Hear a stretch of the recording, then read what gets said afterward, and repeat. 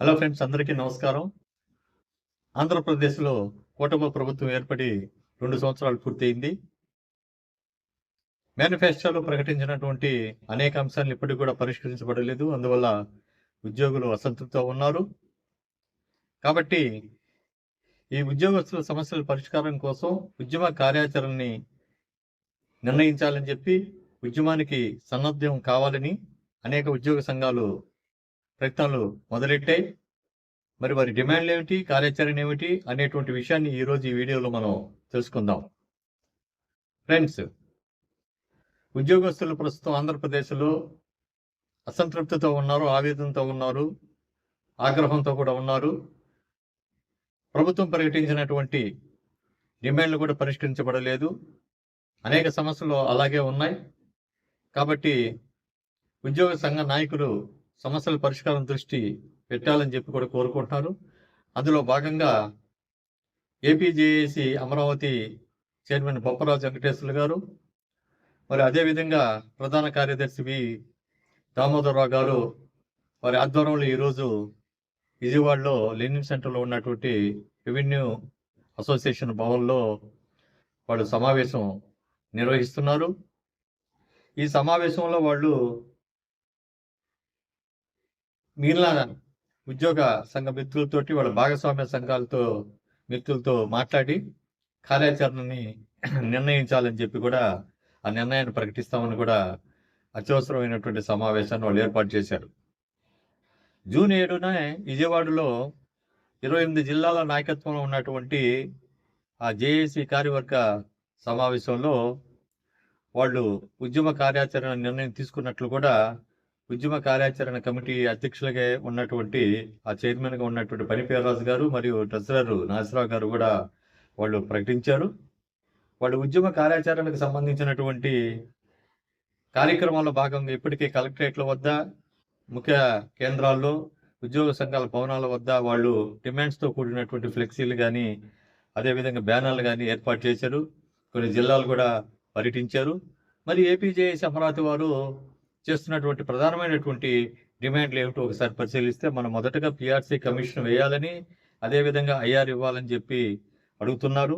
తర్వాత డిఏ కానీ, పిఆర్సీ కానీ, తర్వాత సరెండర్ లీవ్, ఈ అరియర్స్ అన్ని కూడా బకాయిలు వెంటనే ఇవ్వాలని చెప్పి, పెండింగ్ డిఏలు కూడా వెంటనే విడుదల చేయాలని చెప్పి కోరుతున్నారు. కాంట్రాక్ట్ అవుట్సోర్సింగ్ ఉద్యోగుల సమస్యలను పరిష్కరించాలని చెప్పి, అదేవిధంగా పెన్షనర్స్ గత ప్రభుత్వంలో కంపిటీషన్ ఇది అడిషనల్ క్వాంటమ్ ఆఫ్ పెన్షన్ తగ్గించిన దాన్ని మళ్ళా పునరుద్ధరించాలని చెప్పి కోరుతున్నారు. ఉద్యోగులకు రావాల్సినటువంటి బకాయిల్ని పే స్లిప్లో కూడా తెలియజేయాలని చెప్పి, ఉద్యోగుల హెల్త్ కార్డు కూడా పూర్తిగా వినియోగంలోకి తీసుకురావాలని చెప్పి, అందరూ కూడా 5 రోజుల పని దినాలు ఏర్పాటు చేయాలని, సరెండర్ లీవ్లు కూడా వెంటనే చెల్లించాలని వాళ్ళు డిమాండ్ చేస్తూ వాళ్ళు కూడా కార్యాచరణ చేస్తున్నారు. ఈరోజు వాళ్ళ కార్యాచరణ కూడా ప్రకటిస్తారు. ఇదే సందర్భంలో జూన్ 20వ తేదీన కూడా ఏపీజేఏసీ చైర్మన్ విద్యాసాగర్ గారి ఆధ్వర్యంలో జేఏసీ సెక్రటరియట్ కూడా సమావేశం కూడా నిర్వహించారు. వారు కూడా డిమాండ్స్ని ప్రకటించారు.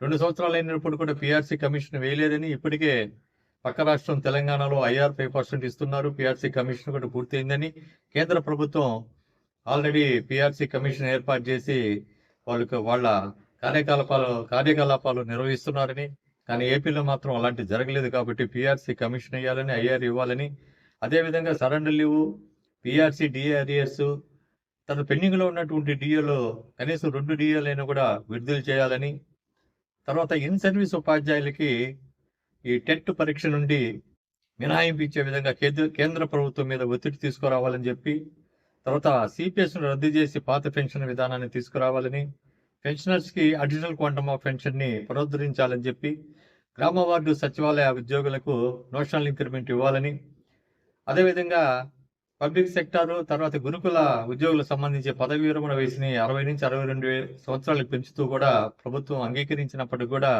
ఇంకా ఉత్తర్వులు ఇవ్వలేదు. కాబట్టి వెంటనే ఉత్తర్వులు ఇవ్వాలని, అదేవిధంగా 2004కు ముందు నోటిఫికేషన్లో ఎంపిక అయినటువంటి వారిని సిపిఎస్ నుండి మినహాయించాలని చెప్పి ఆల్రెడీ ప్రభుత్వం అంగీకరించింది. దాన్ని కూడా జీవో ఇవ్వాలని చెప్పి వాళ్ళ కోరుతున్నారు. అదేవిధంగా కాంట్రాక్ట్ ఉద్యోగుల రెగ్యులరైజేషను, అవుట్సోర్సింగ్ ఉద్యోగులకి ఈ కుటుంబాలకి ప్రభుత్వ పథకాల్లో భాగస్వామ్యం కల్పించాలని చెప్పి వీళ్ళు కూడా డిమాండ్ చేస్తున్నారు. ఈ విషయాన్ని గురించి రాష్ట్ర ప్రభుత్వ ప్రధాన కార్యదర్శి గారిని ఏపీజేఏసీ ఆధ్వర్యంలో ఒక వినతి పత్రాన్ని ఇవ్వాలని నిర్ణయించారు. జూలై 1వ తేదీ నుండి 8వ తేదీ వరకు వాళ్ళు జిల్లా మరియు తాలూకా జేఏసీ ప్రతినిధి బృందం ఎంపీలని, ఎమ్మెల్యేలని, అదేవిధంగా కలెక్టర్ని కలిసి వినతి పత్రం సమర్పించాలని చెప్పి, తర్వాత జూలై నెలాఖరులోగా అంటే జూలై 25 తేదీ లోపల కానీ వాళ్ళు ప్రభుత్వం కానీ స్పందించకపోతే 26 తేదీన ఏపీజేఏసీ విస్తృత స్థాయి సమావేశాన్ని ఏర్పాటు చేసి కార్యాచరణ కూడా నిర్ణయిస్తామని వాళ్ళు చెప్పారు. ఇక తర్వాత ఫ్యాక్టో ఉపాధ్యాయులకు సంబంధించినటువంటి ఫ్యాక్టో చైర్మన్ వచ్చేసి L Sai Srinivasu, secretary general Chiranjeevi గారు వాళ్ళు కూడా కార్యాచరణని సిద్ధం చేశారు. జూన్ 30వ తేదీ వరకు శాసనసభ్యులు, పార్లమెంటు సభ్యులకి టెట్ రద్దు చేయాలని చెప్పి వినతి పత్రం ఇవ్వాలని చెప్పి నిర్ణయించారు. జూలై 14న విద్యారంగ సమస్యలతో పాటు ఆర్థికపరమైనటువంటి పెండింగ్ బకాయిలన్నింటిని కూడా జిల్లా కేంద్రాల్లో ఆ పరిష్కారానికి జిల్లా కేంద్రాల్లో ర్యాలీ తర్వాత మీటింగ్ చేయాలని కూడా వాళ్ళు నిర్ణయించారు. అదేవిధంగా వైఎస్ఆర్పీకి సంబంధించినటువంటి ఉద్యోగ ఉపాధ్యాయ సంఘాలకు సంబంధించినటువంటి చైర్మన్ చంద్రశేఖర్ రెడ్డి గారు కూడా ఈ సమస్యలు పరిష్కరించడానికి ఉద్యమించాల్సినటువంటి అవసరం ఉందని కూడా పేర్కొన్నారు. కాబట్టి నాయకుల్లో స్పందన వచ్చింది. మరి వాళ్ళు కార్యాచరణ ఏం ప్రకటిస్తారు, ఆ డిమాండ్లలో ఎంత మేరకు సాధించగలుగుతారు, వాళ్ళ ఉద్యమాన్ని ఏ దోవలోకి తీసుకొని వెళ్ళగలుగుతారు, మరి దాని ఫలితాలు ఏమైనా వస్తుందా, ఉద్యోగుల ఆవేదనని, అసంతృప్తిని వాటిని తొలగించేదానికి వీళ్ళు ఎంత మాత్రం ప్రయత్నం చేస్తారు, ఎంత చిత్తశుద్ధితో వీళ్ళు పనిచేస్తారు అనేటువంటి విషయాన్ని మనం కొన్ని రోజులు గడిస్తే కానీ చెప్పలేము. మొత్తం మీద రాబోయే జూలై నెల అయితే ఉద్యోగులకి తప్పనగా ఉద్యమాలు చేయాల్సినటువంటి పరిస్థితి ఏర్పడుతుంది. ఉద్యమాల బాట పడుతున్నారు, వాళ్ళ గొంతుకును కూడా వినిపిస్తూ ఉన్నారు.